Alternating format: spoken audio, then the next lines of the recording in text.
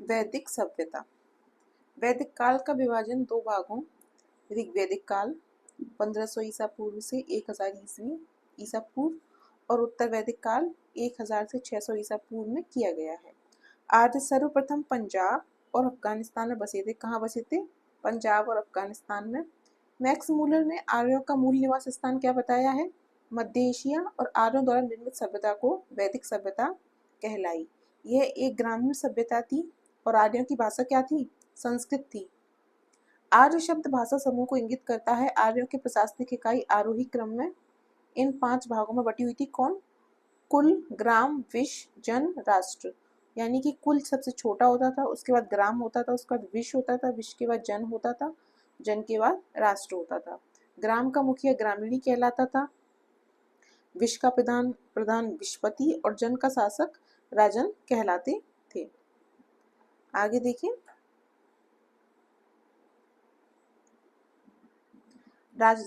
राज्याधिकारियों में पुरोहित और सेनानी क्या थे? प्रमुख थे। वशिष्ठ रूढ़िवादी एवं विश्वामित्र उदार पुरोहित थे वैदिक काल के। सूत, रथकार और कम्मादि नामक अधिकारी क्या कहे जाते थे? रत्नी कहे जाते थे। इनकी संख्या राजा सहित करीब 12 हुआ करती थी। पूरब दुर्गपति को कहते थे। स्पष्ट जनता की गतिविधियों को देखने वाला गुप्तचर होते थे। वाजपति गोचर भूमि का अधिकारी होता था। दिशा कौन कौन? दिशा 5 थी, याद रखना। वैदिक काल में कौन कौन सी थी? पूर्व, पश्चिम, उत्तर, दक्षिण और मध्य। उत्तर वैदिक शब्द प्राची, प्रतीची, उदीची। राजा का नाम सम्राट मिलता है। स्वराष्ट्र, विराट, राजा, भोज।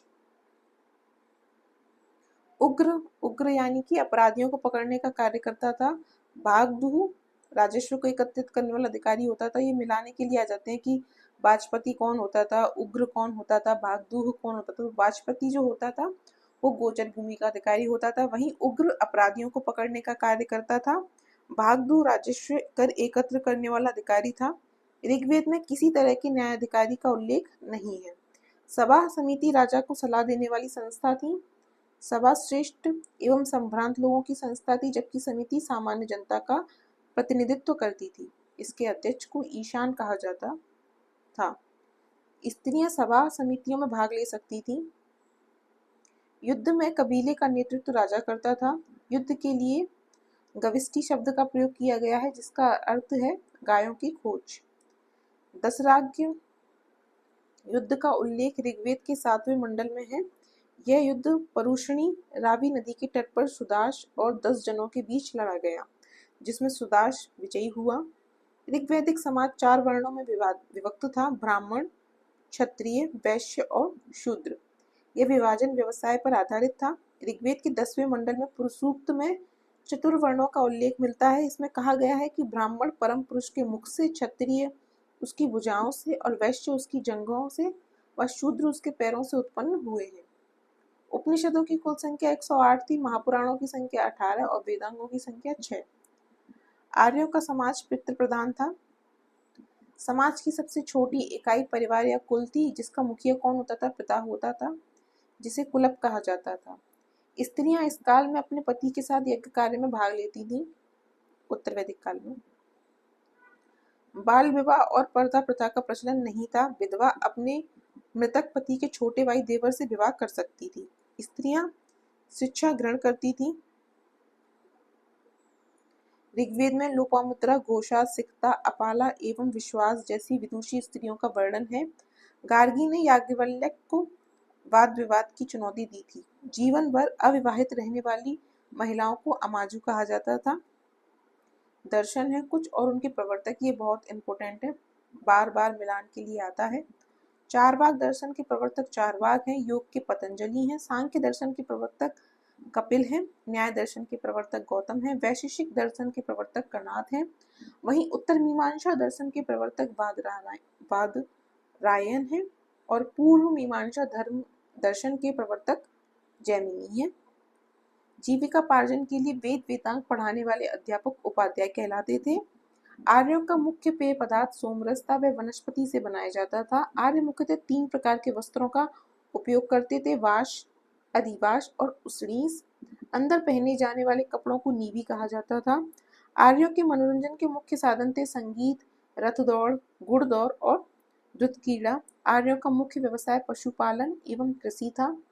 महर्षि कणाद को भारतीय परमाणुवाद का क्या कहा गया है? जनक कहा गया है।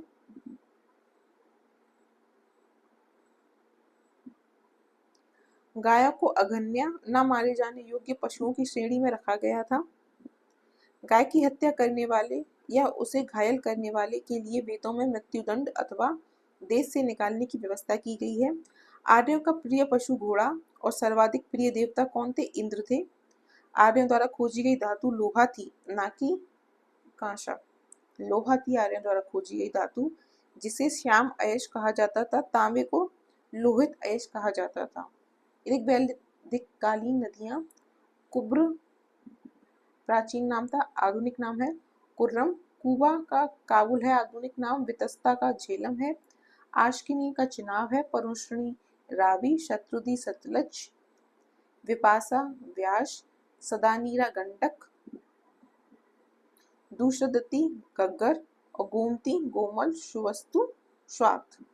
भारतीयों को लोहे का ज्ञान ईसा पूर्व 8वीं सदी से प्राप्त हुआ। व्यापार हेतु दूर दूर तक जाने वाले व्यक्ति को पणी कहते थे। लेन देन में वस्तु विनिमय की प्रणाली प्रचलित थी। ऋण देकर ब्याज लेने वाले को बैंकनोट सूदखोर कहा जाता था। मनुष्य एवं देवता के बीच मध्यस्थ की भूमिका निभाने वाले देवता के रूप में अग्नि की पूजा की जाती थी। ऋग्वेद में उल्लेखित नदियों में सरस्वती सबसे पवित्र नदी मानी जाती है। ऋग्वेद में गंगा का 1 बार और यमुना का उल्लेख कितनी बार हुआ है? 3 बार हुआ है। सिंधु नदी का उल्लेख सर्वाधिक बार हुआ है। उत्तर वैदिक काल में इंद्र के स्थान पर प्रजापति सर्वाधिक प्रिय देवता हो गए। ऋग्वैदिक काल में इंद्र सर्वाधिक प्रिय देवता थे, जबकि उत्तर वैदिक काल में प्रजापति हो गए। विष्णु के 3 पगों की कल्पना का विकास उत्तर वैदिक काल में ही हुआ है। उत्तर वैदिक काल में राजा के अभिषेक के समय राजसूय यज्ञ का अनुष्ठान किया जाता था। उत्तर वैदिक काल में वर्ण व्यवसाय की बजाय किस पे आधारित हो गया? जन्म पर आधारित होने लगा। ऋग्वैदिक कालीन देवता इंद्र युद्ध का नेता एवं वर्षा का देवता कहलाते थे। अग्नि देवता एवं मनुष्य के बीच मध्यस्थ का कार्य करते थे, इसीलिए हवन का जो है प्रचलन था। वरुण पृथ्वी एवं सूर्य के निर्माता, समुद्र का देवता, विश्व के नियामक व शासक, सत्य का प्रतीक, ऋतु परिवर्तन व दिन रात का कर्ता थे। देव आकाश के देवता माने जाते थे। सबसे प्राचीन सोम को वनस्पति देवता माना गया है। उषा को प्रगति व उत्थान का देवता माना जाता है। आश्विन को विपत्तियों को हरने वाला देवता, पूषण को पशुओं का देवता। वहीं विष्णु को विश्व के संरक्षक एवं पालनकर्ता के रूप में देखा जाता था। मारुत को आंधी व तूफान का देवता मानते थे। उत्तर वैदिक काल में हल को सिरा व हल रेखा को सीता कहा जाता था। उत्तर वैदिक काल में निष्क और शतमान मुद्रा की इकाइयां थी। क्या थी? शतमान मुद्रा की इकाइयां। सिक्कों के चलन का कोई प्रमाण नहीं मिलता है। अगर ये स्टेटमेंट आता है कि उत्तर वैदिक काल में सिक्कों का प्रचलन था, तो नहीं, इसका प्रमाण नहीं मिला है। सांख्य दर्शन भारत के सभी दर्शनों में सबसे प्राचीन है। इसका अनुसार मूल तत्व 25 है, जिसमें प्रकृति पहला तत्व है। सत्यमेव जयते मुंडकोपनिषद से लिया गया है। इसी उपनिषद में यज्ञ की तुलना फूटी नाव से की गई है। ईसा पूर्व 2वीं सदी में राजाओं के उपयुक्त यज्ञवेदी बनाने के लिए आपस्तंभ व्यवहारिक ज्यामिति की रचना की। गायत्री मंत्र सवित्र नामक देवता को संबोधित है। किसको संबोधित है? गायत्री मंत्र सवित्र नामक देवता को, जिसका संबंध ऋग्वेद से है। लोगों को आर्य बनाने के लिए विश्वामित्र ने गायत्री मंत्र की रचना की थी। तो गायत्री मंत्र की रचना किसने की थी? विश्वामित्र ने की थी। और गायत्री मंत्र का उल्लेख किसमें मिलता है? ऋग्वेद में मिलता है। कौन से देवता को समर्पित है? सवित्र।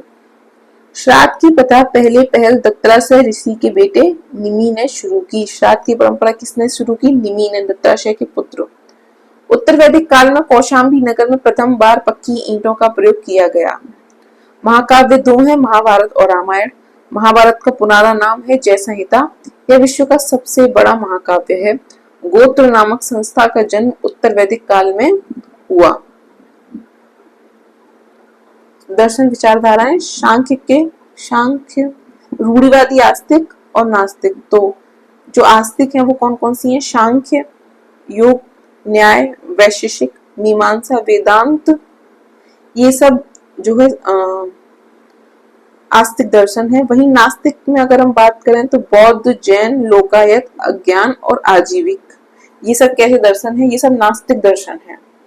रूढ़िवादी विचारधारा, इस संप्रदाय के प्रस्तावक वेदों की प्रामाणिकता पर सवाल नहीं उठाते थे। इसके अनुसार वेद मोक्ष का रहस्य छिपाए सर्वोच्च प्रकाशित धर्म ग्रंथ हैं। 6 उप संप्रदायों सांख्य, योग, न्याय, वैशेषिक, मीमांसा और वेदांत को खड दर्शन कहा जाता था। सांख्य विचारधारा, सांख्य दर्शन शास्त्र की प्राचीनतम विचार पद्धति है। सांख्य का शाब्दिक अर्थ गिनना होता है।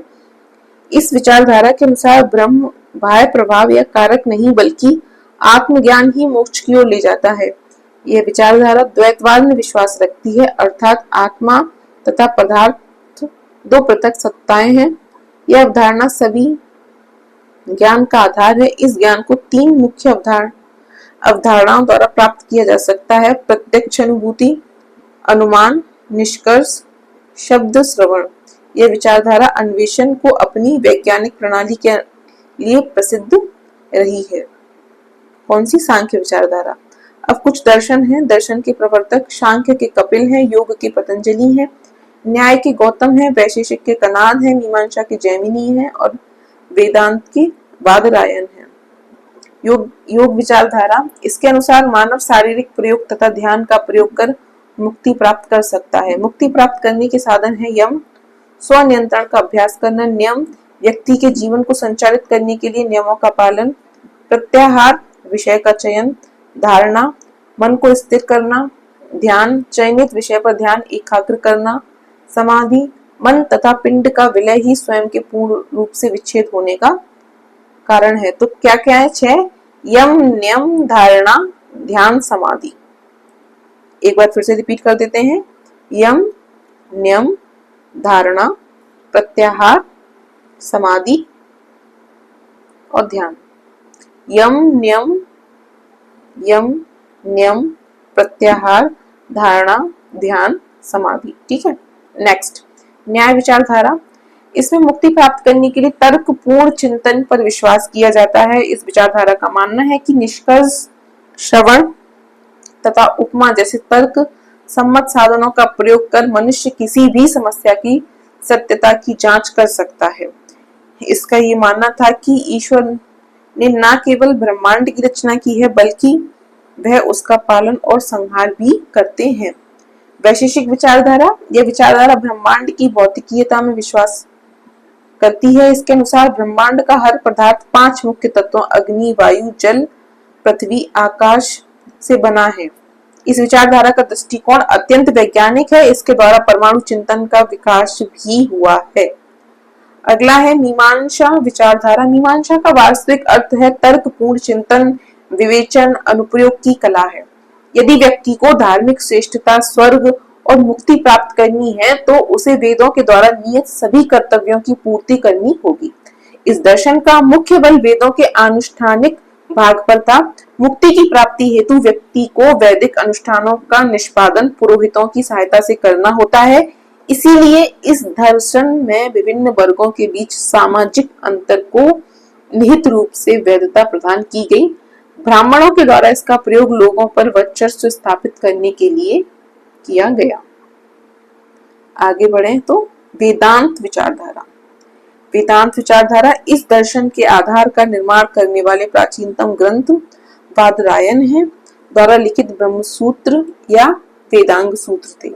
इस दर्शन के अनुसार ब्रह्म ही इस जीवन की वास्तविकता है, शेष सभी बातें मिथ्या या माया है। इसके अनुसार स्व का ज्ञान हो जाने पर स्वतः ही ब्रह्म की अनुभूति कर मुक्ति प्राप्त हो जाएगी। यह तर्क ब्रह्म और आत्मा को अविनाशी तथा शाश्वत बना देता है। नास्तिक विचारधारा की बात करें, ये वेदों की मौलिकता पर विश्वास नहीं करते हैं और भगवान के अस्तित्व पर प्रश्न खड़े करते हैं। ये 5 उपधाराओं में विभक्त हैं। नास्तिक धर्म कौन कौन से? बौद्ध, जैन, लोकायत, अज्ञान और आजीविक। लोकायत दर्शन या चार्वाक दर्शन, बृहस्पति ने इस विचारधारा की नींव रखी थी। इसकी चर्चा वेदों तथा बृहदारण्यक उपनिषद में भी मिलती है। इसके अनुसार ब्रह्मांड में केवल 4 तत्व हैं, अग्नि, पृथ्वी, जल और वायु। इस विचारधारा के समर्थक आकाश की गणना 5 आधारभूत तत्वों में नहीं करते हैं, क्योंकि यह मनुष्य की अनुभूति से परे है। इस विचारधारा के अनुसार यह विश्व पर कोई अन्य जगत नहीं है। इसीलिए मृत्यु मानव का अंत है तथा सुख भोग ही मानव जीवन का चरम लक्ष्य होना चाहिए। इसीलिए खाओ पियो और मस्त रहो के सिद्धांत का प्रतिपादन किसने किया? चार्वाक, लोकायत दर्शन ने। अज्ञान दर्शन की बात करें, कट्टरपंथी संशयवाद में विश्वास करते थे इसके अनुसार ज्ञान प्राप्त करना असंभव है। यदि यह संभव भी है तो मोक्ष प्राप्ति के लिए व्यर्थ है। इनका विश्वास था कि अनभिज्ञता क्या है? सर्वोत्तम है। आजीवक, इसकी स्थापना मक्खली पुत्र गोशाल द्वारा ईसा पूर्व 6वीं शताब्दी में की गई थी। यह बौद्ध धर्म और जैन धर्म के विपरीत कर्म के सिद्धांत में विश्वास नहीं करते हैं। ये कर्म को भ्रामक मानते हैं। इसमें बौद्ध और जैन धर्म के समान वेदों की सत्ता को नकारा था। उत्तर प्रदेश में श्रावस्ती आजीविकों का प्रमुख केंद्र था। आजीवक संप्रदाय के मानने वाले निराकार आत्मा की अवधारणा के विपरीत आत्मा के भौतिक रूप में विश्वास करते थे। बिंदुसार के अनुयायी थे। अशोक 7वें स्तंभ के राजादेश में आजीविकों का उल्लेख मिलता है। वेदांत दर्शन में उपनिषद, भागवत गीता, ब्रह्मसूत्रों को ज्ञान का प्रमुख स्रोत माना गया है। इन तीनों ग्रंथों को सामूहिक रूप से प्रस्थानत्रयी कहा गया है। अगला है महाजनपदों का उदय। इस बार के जो यूपीपीसीएस मेंस का एग्जाम था उसमें महाजनपदों का क्वेश्चन आया है। पढ़ते हैं महाजनपदों के बारे में। बुद्ध के जन्म की पूर्व 6वीं शताब्दी ईसा पूर्व में भारतवर्ष में 16 जनपदों में बांटा हुआ था। इसकी जानकारी हमें किससे मिलती है? बौद्ध ग्रंथ अगुत्तर निकाय से इसकी जानकारी मिलती है। 16 महाजनपद कौन कौन से हैं और उनकी राजधानियां क्या है, क्षेत्र क्या है? अंग की राजधानी है चंपा, जो कि भागलपुर मुंगेर बिहार में है। जो लोग भी बिहार पीसीएस का पेपर दे रहे हैं वो इसे अच्छे से पढ़ लें। बिहार वालों की लोकेशंस को अच्छे से याद रखें। मगध महाजनपद की राजधानी गिरिब्रिज या राजगृह है, जो कि पटना गया बिहार में है। काशी की वाराणसी है राजधानी। वाराणसी के आसपास उत्तर प्रदेश। वत्स की कौशाम्बी है, इलाहाबाद के आसपास का क्षेत्र है। वज्जी, वैशाली, विदेह, मिथिला। वैशाली मुजफ्फरनगर एवं दरभंगा के आसपास का क्षेत्र है। कौशल, श्रावस्ती, फैजाबाद, गोंडा, बहराइच उत्तर प्रदेश के आसपास का क्षेत्र। अवंती का उज्जैन, माहिष्मती, मालवा मध्य प्रदेश के आसपास का क्षेत्र। मल्ल की राजधानी कुशावती है। देवरिया, बस्ती, गोरखपुर के क्षेत्र में आता है। आधुनिक पंचाल की अहिच्छत्र या कामपिल्य, वर्तमान बरेली, बदायूं, फर्रुखाबाद का क्षेत्र।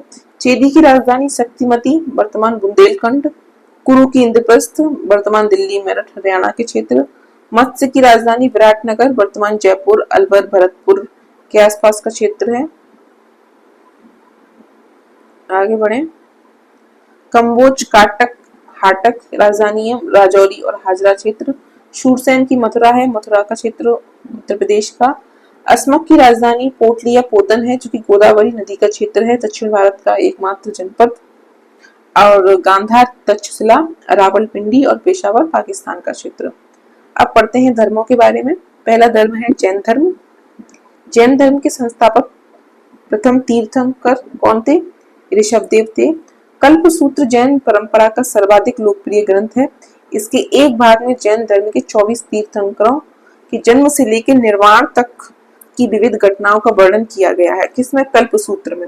उनके जीवन की 5 प्रमुख घटनाओं को विशेष रूप से प्रस्तुत किया गया है। गर्भाधान, जन्म, गृह त्याग, ज्ञान प्राप्ति व प्रथम उपदेश।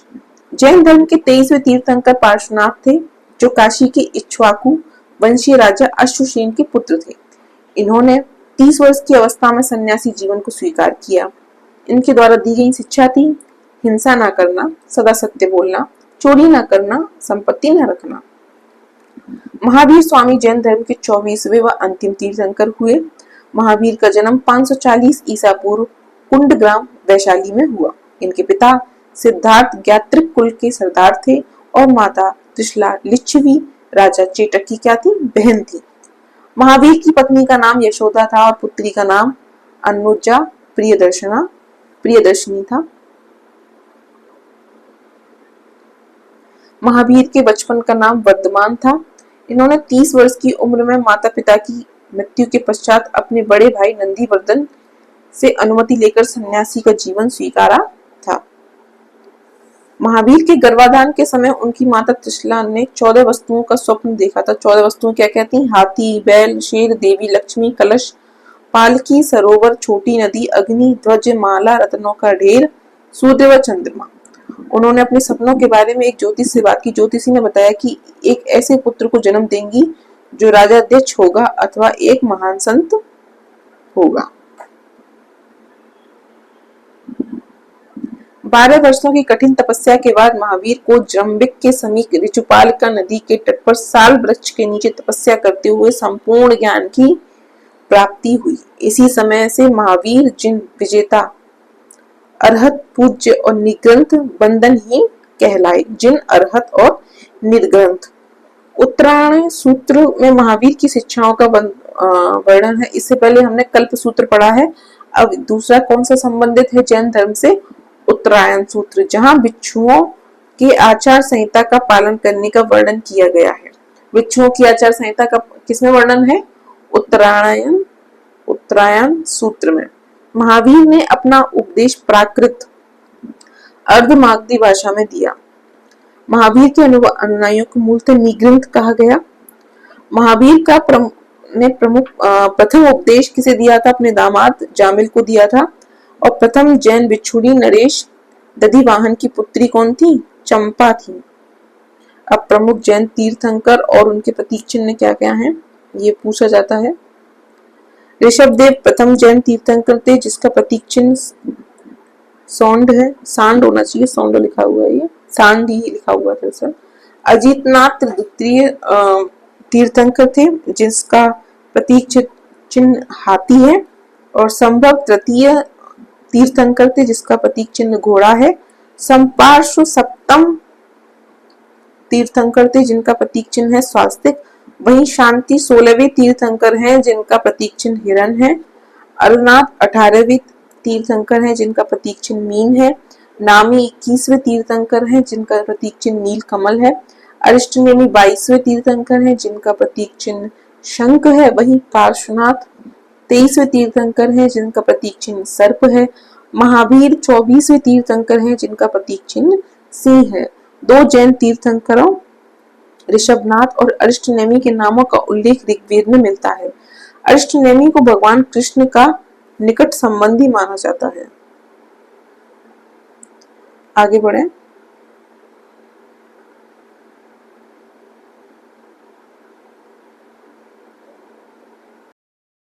महावीर ने अपने शिष्यों को 11 गणधरों में विभाजित किया था। आर्य सुधर्मा केला ऐसा गंधर्व था जो महावीर की मृत्यु के बाद भी जीवित रहा और जो जैन धर्म के प्रथम थेरा या मुख्य उपदेशक हुआ। स्वामी महावीर के भिक्षुणी संघ की प्रधान कौन थी? चंदना थी, यानी कि महिलाओं के संघ की प्रधान चंदना थी। लगभग 300 ईसा पूर्व में मगध के 12 वर्षों का भीषण अकाल पड़ा जिसके कारण भद्रबाहु अपने शिष्यों सहित कर्नाटक चले गए, किंतु कुछ अनुयायी स्थूलभद्र के साथ मगध में ही रुक गए। भद्रबाहु के वापस लौटने पर मगध के साधुओं से उनका गहरा क्या हो गया? मतभेद हो गया, जिसके परिणाम स्वरूप जैन मत श्वेतांबर एवं दिगंबर दो संप्रदायों में बंट गया। स्थूलभद्र के शिष्य श्वेतांबर श्वेत वस्त्र धारण करने वाले और भद्रबाहु शिष्य दिगंबर नग्न रहने वाले कहलाए। दिगंबर और श्वेतांबर ये 5 निग्रहों का पालन करते थे, जैसे सत्य, अहिंसा, अस्तेय, अपरिग्रह और ब्रह्मचर्य। कौन? दिगंबर। श्वेतांबर 4 का पालन करते थे। कौन कौन से? सत्य, अहिंसा, अस्तेय और अपरिग्रह। ये ब्रह्मचर्य का पालन नहीं करते थे, याद रखना। दिगंबर 5 का पालन करते थे। कौन कौन से? सत्य, अहिंसा, अस्तेय, अपरिग्रह और ब्रह्मचर्य। श्वेतांबर ब्रह्मचर्य का पालन नहीं करते थे। दिगंबर संप्रदाय 6 अनंत पदार्थों का अस्तित्व प्रकट करती है। आत्मा यानी कि जीव, पदार्थ, पुद्गल, अंतरिक्ष, आकाश, गति, धर्म और स्थिरता, अधर्म, समय, काल। श्वेतांबर समय यानी काल को छोड़कर 5 अनंत पदार्थों का अस्तित्व स्वीकार करता है। कौन कौन सा? आत्मा, पदार्थ, अंतरिक्ष, गति व स्थिरता। दिगंबर में महिलाएं तीर्थंकर नहीं हो सकती, जबकि श्वेतांबर में तीर्थंकर हो सकती हैं। क्यों? क्योंकि दिगंबर जो है वो वस्त्र धारण नहीं करते हैं, जबकि श्वेतांबर श्वेत अंबर यानी कि सफेद वस्त्र धारण करते हैं। इसीलिए श्वेतांबर संप्रदाय में महिलाएं भी तीर्थंकर हो सकती हैं। दिगंबर मानते हैं कि महावीर ने विवाह नहीं किया था, जबकि श्वेतांबर मानते हैं कि महावीर ने विवाह किया था और उन्हें संतान थी। दिगंबर मानते हैं कि 19वें तीर्थंकर मल्लीनाथ पुरुष थे, जबकि श्वेतांबर मानते हैं कि 19वें तीर्थंकर मल्लीनाथ स्त्री थी। दिगंबरों का कहना है कि मूल जैन आगम ग्रंथ खो चुका है, जबकि श्वेतांबर आगम ग्रंथ को स्वीकार करते हैं। दिगंबर मानते हैं कि कैवल्य प्राप्ति के बाद उपवास करके जा सकता है, यानी कि जो इंसान जो कैवल्य प्राप्ति करता है उसके बाद वो उपवास यानी जिस प्रथा को संथारा कहते हैं उसके द्वारा अपने जीवन का त्याग कर सकता है। और जबकि श्वेतांबर मानते हैं कि कैवल्य प्राप्ति के पश्चात भी भोजन की आवश्यकता होती है। और दिगंबर स्त्रियों के इसी जीवन में मुक्ति का विरोध करते हैं, जबकि श्वेतांबर स्त्रियों के मुक्ति की अधिकारिणी मानते हैं। दिगंबर श्वेत वस्त्र नहीं पहनते, इसे निर्वाण मोक्ष बाधक मानते हैं, जबकि श्वेतांबर श्वेत वस्त्र धारण करते हैं और निर्वाण मोक्ष में बाधक नहीं मानते हैं। जैन संगीतियां। प्रथम जैन संगीति 300 वर्ष ईसा पूर्व में पाटलिपुत्र में हुई थी, जिसके अध्यक्ष स्थूलभद्र थे। द्वितीय संगीति 512 ईस्वी में वल्लभी गुजरात में हुई थी, जिसके अध्यक्ष क्षमा श्रवण थे। जैन धर्म के तीरत्न हैं सम्यक दर्शन, सही विश्वास, सम्यक ज्ञान, सही ज्ञान, सम्यक आचरण, सही आचरण। तीरत्न के अनुशीलन में निम्न 5 महाव्रतों का पालन अनिवार्य है: अहिंसा, सत्य वचन, अस्तेय, अपरिग्रह और ब्रह्मचर्य। जैन धर्म में 4 वरों शिक्षा, अन्न, चिकित्सा, आवास के सिद्धांत ने इसे लोकप्रिय बनाने में मदद की। जैन धर्म में ईश्वर की मान्यता नहीं है। जैन धर्म में आत्मा की मान्यता है। जैनियों के अनुसार जीव आत्मा न केवल मनुष्यों व पशु पक्षियों में बल्कि पेड़ पौधों, पत्थरों व जल में भी पाया जाता है। जैन धर्म के अनुसार सृष्टि का निर्माण जीव अजीव नामक 2 मूल तत्वों से हुआ है। जीव चेतन तत्व है और अजीव अचेतन तत्व। अचेतन जड़ तत्व पृथुगल, काल, आकाश, धर्म व अधर्म। जीव चेतन तत्व है और अचेतन जो अजीव क्या है? अचेतन तत्व है, जिसमें 5 तत्व हैं: पृथुगल, काल, आकाश, धर्म और अधर्म। आगे पढ़ें जैन धर्म के बारे में। तो महावीर पुनर्जन्म और कर्मवाद में विश्वास करते थे। जैन धर्मों के सप्तभंगी ज्ञान के अन्य नाम श्यादवाद और अनेकांतवाद हैं, जो जैन धर्म का मौलिक सिद्धांत है। जैन धर्म ने अपने आध्यात्मिक विचारों को सांख्य दर्शन से ग्रहण किया है। जैन धर्म मानने वाले कुछ राजा कौन कौन से हैं? उदयीन वंद राजा चंद्रगुप्त मौर्य, कलिंग नरेश खारवेल, राष्ट्रकूट राजा अमोघवर्ष और चंदेल शासक, मैसूर के गंग वंश के राजाओं के सेनापति एवं प्रधानमंत्री चामुंडा राय के प्रोत्साहन से कर्नाटक के श्रवणबेलगोला में 10वीं शताब्दी के मध्य भाग में विशाल बाहुबली की ग्रेनाइट पत्थर की मूर्ति गोमतेश्वर की मूर्ति का निर्माण किया गया। गोमतेश्वर की प्रतिमा कायोत्सर्ग मुद्रा में है। महावीर तपस्या की इस मुद्रा में वह अपनी चारों ओर के वातावरण से क्या है? अनभिज्ञ है। उनके पैरों से सांप लपेटे हुए हैं। चींटियों ने मिट्टी के घरौंदे बना लिए हैं। यह मूर्ति 18 मीटर या फिर 57 फीट ऊंची है। कहाँ पे है? कर्नाटक के श्रवणबेलगोला में। एक ही चट्टान को काट कर बनाई गई है। यह विश्व में एक ही पत्थर से बनी किसी सहारे से खड़ी सबसे लंबी मूर्ति है। बिना किसी सहारे से खड़ी सबसे लंबी मूर्ति श्रवणबेलगोला में है, कर्नाटक में। किसकी है? भगवान जैन की। किसने बनवाई थी? मैसूर के गंग वंश के राजाओं के सेनापति प्रधानमंत्री चामुंड राय के प्रोत्साहन पर बनी थी। और किसकी मूर्ति है? गोमतेश्वर की मूर्ति। किससे बनी है? ग्रेनाइट पत्थर से। राजस्थान में माउंट आबू पर स्थित जैन मंदिर विमल शाह द्वारा बनाए गए थे। काठियावाड़ गुजरात में पालीताना के निकट शत्रुंजय की पहाड़ियों में एक विशाल जैन तीर्थ स्थल है जहाँ एक साथ जुड़े हुए 20 मंदिर दर्शनीय हैं। खजुराहो में जैन मंदिरों का निर्माण चंदेल शासकों द्वारा किया गया। आधुनिक तमिलनाडु के पुदुकोट्टई जिले में स्थित सिंथनावशल या सींतनवासल गुफाएं जैन धर्म से संबंधित हैं। मौर्योत्तर युग में मथुरा जैन धर्म का प्रसिद्ध केंद्र था। मथुरा किला का संबंध जैन धर्म से है। जैन तीर्थंकरों की जीवनी भद्रबाहु द्वारा रचित कल्पसूत्र में है। 72 वर्ष की आयु में महावीर की मृत्यु निर्वाण 468 ईसा पूर्व में बिहार राज्य के पावापुरी राजगीर में हो गई। मल्ल राजा सस्तीपाल के राजप्रसाद में महावीर स्वामी को निर्वाण प्राप्त हुआ था। नोट 6वीं से 9वीं शताब्दी के बीच वडोदरा के पास अकोटा गुजरात एवं पश्चिमी भारतीय क्षेत्र में कांस्य की अधिकांश मूर्तियां महावीर, पार्श्वनाथ या आदिनाथ जैसे तीर्थंकरों की बनाई जाती थी। इसमें तीर्थंकरों को एक सिंहासन पर विराजमान दिखाया गया और उनमें ये तीर्थंकर अकेले या 3 में से 24 तीर्थंकरों के समूह में प्रस्तुत किए गए।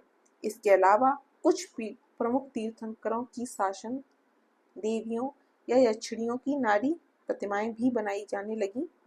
चक्रेश्वरी आदिनाथ की शासन देवी एवं अंबिका नेमिनाथ की शासन देवी है। बौद्ध धर्म से संबंधित प्रतीक, घटना और प्रतीक क्या क्या है?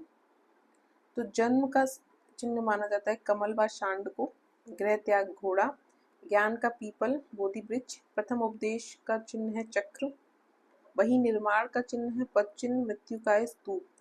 बौद्ध धर्म के संस्थापक गौतम बुद्ध थे।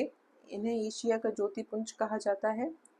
गौतम बुद्ध का जन्म 563 ईसा पूर्व में कपिलवस्तु के लुम्बिनी नामक स्थान पर हुआ था। इनके पिता शुद्धोधन शाक्य गुट के मुखिया थे। इनकी माता माया देवी की मृत्यु इनके जन्म के 7वें दिन ही हो गई थी। इनका लालन पालन सौतेली माँ प्रजापति गौतमी ने किया था।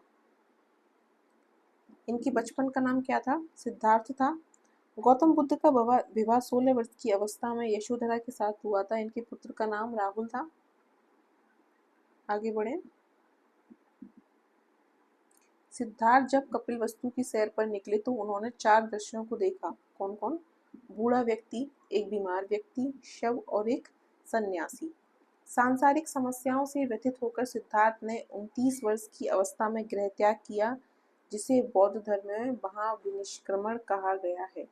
गृह त्याग करने के बाद सिद्धार्थ बुद्ध ने वैशाली के आलर कलाम से सांख्य दर्शन की शिक्षा ग्रहण की। आलर कलाम सिद्धार्थ के प्रथम गुरु हुए, जिससे उन्हें शून्य का ज्ञान प्राप्त किया। आलर कलाम के बाद सिद्धार्थ ने राजगीर के रुद्रक रामपुत्र से शिक्षा ग्रहण की, जिससे उन्होंने योग का ज्ञान प्राप्त किया। पुरुवेला में सिद्धार्थ को कौंडिन्य, वप्पा, भादिया, महानामा एवं अस्सागी नामक 5 साधक मिले। बिना अन्न जल ग्रहण किए 6 वर्ष की कठिन तपस्या के बाद 35 वर्ष की आयु में वैशाख की पूर्णिमा की रात निरंजना फल्गु नदी के किनारे पीपल वृक्ष के नीचे सिद्धार्थ को ज्ञान प्राप्त हुआ। ज्ञान प्राप्ति के बाद सिद्धार्थ क्या कहलाए? बुद्ध कहलाए। वह स्थान क्या कहलाया? बोध गया कहलाया, जहाँ भगवान बुद्ध को ज्ञान प्राप्त हुआ था। बुद्ध ने अपना प्रथम उपदेश सारनाथ ऋषिपत्तनम में दिया, जिसे बौद्ध ग्रंथ में धर्म चक्र प्रवर्तन कहा गया है। बुद्ध ने अपने उपदेश जनसाधारण की भाषा पाली में दिए।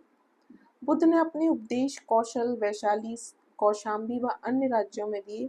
सर्वाधिक उपदेश कौशल देश की राजधानी श्रावस्ती में दिए थे भगवान बुद्ध ने। इनके प्रमुख अनुयायी शासक कौन थे? बौद्ध धर्म के बिंबिसार, प्रसेनजित व उदयीन। बुद्ध की मृत्यु 80 वर्ष की अवस्था में 483 ईसा पूर्व में कहाँ हुई थी? कुशीनारा, देवरिया, उत्तर प्रदेश में चुंद द्वारा अर्पित भोजन करने के बाद हुई, जिसे बौद्ध धर्म में महापरिनिर्वाण कहा गया है। महापरिनिर्वाण का क्या अर्थ है बौद्ध धर्म में? महापरिनिर्वाण का अर्थ है कि मतलब बुद्ध की मृत्यु हो गई। मल्लों के अत्यंत सम्मान पूर्वक बुद्ध का क्या किया था? अंत्येष्टि संस्कार किया था।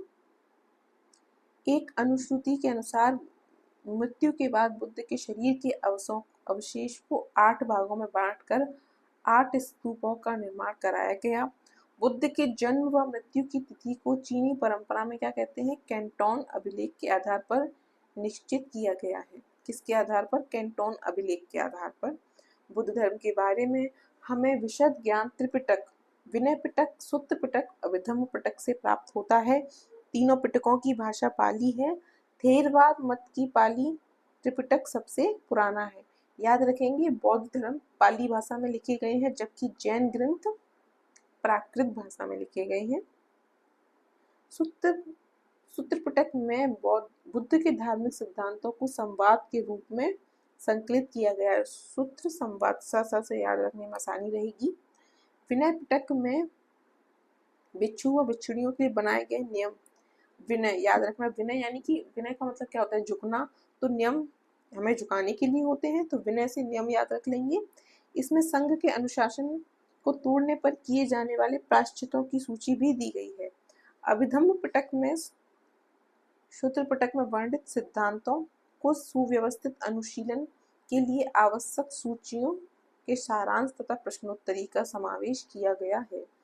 पाली त्रिपिटक को 1ली शताब्दी ईसा पूर्व में श्रीलंका के शासक बत्तगामिनी की देखरेख में पहली बार लिपिबद्ध किया गया था। सूत्र पिटक के 5 निकाय हैं: दिग्ग, मध्यम, संयुक्त, अंगुत्तर और खुद्दक। बुद्ध के पूर्व जन्मों से जुड़ी जातक कथाएं खुद्दक निकाय की 15 पुस्तकों में से एक है। खुद्दक निकाय में धम्मपद, नैतिक उपदेशों का पदात्मक संकलन, थेरवाद, बौद्ध भिक्षुओं के गीत और थेरी गाथा, बौद्ध भिक्षुओं के गीत हैं। क्या क्या हैं? धम्मपद, थेर गाथा और थेरी गाथा। बौद्ध धर्म मूलतः अनीश्वरवादी है, इसमें आत्मा की परिकल्पना भी नहीं है। बौद्ध धर्म में पुनर्जन्म की मान्यता है। तृष्णा के को क्षीण हो जाने की अवस्था को ही बुद्ध ने निर्वाण कहा है। विश्व दुखों से भरा है, सर्वम दुखम दुखम का सिद्धांत बुद्ध ने उपनिषद से लिया है। बुद्ध के अनुयायी 2 भागों में विभाजित थे। भिक्षुक, बौद्ध धर्म के प्रचार के लिए जिन्होंने संन्यास ग्रहण किया उन्हें भिक्षुक कहा गया। उपासक, गृहस्थ जीवन व्यतीत करने वाले बौद्ध धर्म अपनाने वालों को उपासक कहा गया। बौद्ध धर्म के वरिष्ठ साध्वी को थेरी के रूप में जाना जाता था। बौद्ध संघ में सम्मिलित होने के लिए न्यूनतम आयु कितनी थी? 15 वर्ष थी। बौद्ध संघ में प्रवेश होने को क्या कहते थे? उपसंपदा कहा जाता था। बौद्ध धर्म के 3 रत्न कौन कौन से हैं? बुद्ध, धर्म व संघ। बौद्ध सभाएं। प्रथम बौद्ध संगीति 483 ईसा पूर्व राजगृह में हुई। अध्यक्ष कौन थे? महाकश्यप थे, अजातशत्रु के शासनकाल में। द्वितीय बौद्ध संगीति 283 ईसा पूर्व वैशाली में शवाकामी की अध्यक्षता में कालाशोक के शासनकाल में हुई। तृतीय बौद्ध संगीति 250 ईसा पूर्व पाटलिपुत्र में मोगलीपुत्र तिस्स की अध्यक्षता में अशोक के शासनकाल में हुई। चतुर्थ बौद्ध संगीति 98 ईस्वी में कुंडलवन में वसुमित्र या अश्वघोष की अध्यक्षता में कनिष्क के शासनकाल में हुई। चतुर्थ बौद्ध संगीति के बाद बौद्ध धर्म 2 भागों हीनयान व महायान में विभाजित हो गया। बौद्ध धर्म में महायान संप्रदाय का आदर्श बोधिसत्व है। बोधिसत्व दूसरे के कल्याण को प्राथमिकता देते हुए निर्माण में विलंब करते हैं। हीनयान का आदर्श है अरहत पद। जो व्यक्ति अपनी साधना से निर्वाण की प्राप्ति करते हैं उन्हें अरहत कहा जाता है। धार्मिक जुलूस का प्रारंभ सबसे पहले बौद्ध धर्म के द्वारा प्रारंभ किया गया। बौद्धों का सबसे पवित्र त्योहार वैशाख पूर्णिमा है, जिसे बुद्ध पूर्णिमा के नाम से जाना जाता है। इसका महत्व इसलिए है कि बुद्ध पूर्णिमा के दिन ही बुद्ध का जन्म, ज्ञान की प्राप्ति और महापरिनिर्वाण की प्राप्ति हुई। और एक कोइंसिडेंस ये है कि आज जब हम इस वीडियो को रिकॉर्ड कर रहे हैं 10 जुलाई को, आज भी बुद्ध पूर्णिमा है। बुद्ध ने सांसारिक दुखों के संबंध में 4 आर्य सत्यों का उपदेश दिया है: दुख, दुख समुदाय, दुख निरोध और दुख निरोधगामिनी प्रतिपदा। इन सांसारिक दुखों से मुक्ति हेतु बुद्ध ने अष्टांगिक मार्ग की बात कही। ये साधन है: सम्यक दृष्टि, सम्यक संकल्प, सम्यक वाणी, सम्यक कर्मांत, सम्यक आजीवक, सम्यक व्यायाम, सम्यक स्मृति और सम्यक समाधि। बुद्ध के अनुसार अष्टांगिक मार्गों के पालन करने के उपरांत मनुष्य की भव तृष्णा नष्ट हो जाती है और उसे निर्वाण प्राप्त हो जाता है। निर्वाण निर्वाण बौद्ध धर्म का परम लक्ष्य है, जिसका अर्थ है दीपक का बुझ जाना, अर्थात जीवन मरण के चक्र से मुक्त हो जाना। बुद्ध ने निर्वाण प्राप्ति को सरल बनाने के लिए 10 सील पर बल दिया है। कौन कौन से? अहिंसा, सत्य, अस्त्य, चोरी न करना, अपरिग्रह, किसी प्रकार की संपत्ति न रखना, मेघ सेवन न कर, मद्य सेवन न करना, असमय भोजन न करना, शुभ पद बिस्तर पर नहीं सोना, धन संचय न करना, स्त्रियों से दूर रहना, नृत्य ज्ञान आदि से दूर रहना। गृहस्थों के लिए केवल प्रथम 5 सील और भिक्षुओं के लिए 10 सील मानना अनिवार्य था। बुद्ध के मध्यम मार्ग, मध्यमा प्रतिपदा का उपदेश दिया। अनिश्वरवाद के संबंध में बौद्ध धर्म एवं जैन धर्म में क्या है? समानता है। जातक कथाएं प्रदर्शित करती हैं कि बोधिसत्व का अवतार मनुष्य के रूप में भी हो सकता है और पशुओं के रूप में भी। बोधिसत्व के रूप में पुनर्जन्म को दीर्घ श्रृंखला के अंतर्गत बुद्ध ने शाक्य मुनि के रूप में अपना अंतिम जन्म प्राप्त किया, किंतु उसके उपरांत मैत्रेय और अनाम बुद्ध अभी भी अवतरित होने शेष हैं। सर्वाधिक बुद्ध मूर्तियों का निर्माण गंधार शैली में किया गया है, लेकिन बुद्ध की प्रथम मूर्ति संभवतः किसमें बनाई गई थी? मथुरा शैली में बनाई गई थी। आगे बढ़े। बोधि वृक्ष के नीचे सर्वप्रथम जो देवालय बनाया गया उसके निर्माता कौन थे? सम्राट अशोक थे। उस देवालय के चारों ओर वेदिका बनी हुई है। मौर्य काल के बाद लगभग 100 ईसा पूर्व में बनाई गई थी। मंदिर के भीतर बहुत से आलों दीवालों में जो प्रतिमाएं स्थापित हैं वह पाल राजाओं के शासनकाल में 8वीं शताब्दी में बनाई गई थी, लेकिन वास्तविक महाबोधि मंदिर जिस अवस्था में आज खड़ा है वह अधिकतर औपनिवेशिक काल में अपने 7वीं शताब्दी के पुराने रूप में बनाया गया था। मंदिर का रूपांकर असामान्य किस्म का है, ना तो पूरी तरह द्रविड़ और ना ही नागर शैली का मंदिर कहा जा सकता है। यह नागर मंदिर की तरह सकरा है, लेकिन द्रविड़ मंदिर की तरह बिना मोड़ सीधे ऊपर की ओर उठा हुआ है। तिब्बत, भूटान, पड़ोसी देशों में बौद्ध धर्म का प्रचार पदम संभव गुरु रिनपांच ने किया था। इनका संबंध बौद्ध धर्म की वज्रयान शाखा से था। इनकी 123 फीट ऊंची मूर्ति हिमाचल प्रदेश के रेवालसर झील में है। भारत में उपासना की जाने वाली प्रथम मूर्ति संभवतः बुद्ध की थी। स्तूप वैदिक काल में भारत में प्रचलित समाधान टीले थे, जिसमें मृतकों के अवशेष व राख को रखा जाता था।